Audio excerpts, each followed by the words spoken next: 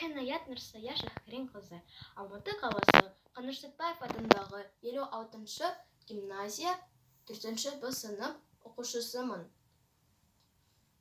Мен сіздерге Ұлы Абай Құнанбайұлының өлең жазғы түрі айтамын. Жазғы түрі қалмайды қыстың сызы, масатыдай құлпырар жердің жүзі. Жан-жануар адамзат анталаса, ата-анадай елшілер күнің күзі. Жаздың күркі енеді жылғысымен, жайраңдасып жас гүлдер құрбысымен.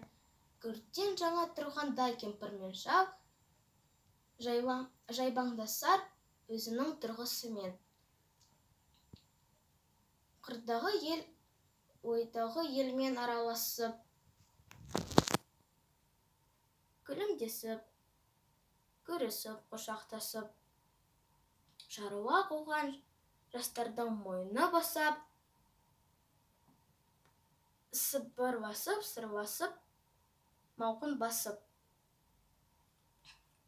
Түйе боздап, қой боздап, қарада шу, көбелек пен құстарда сайда туду.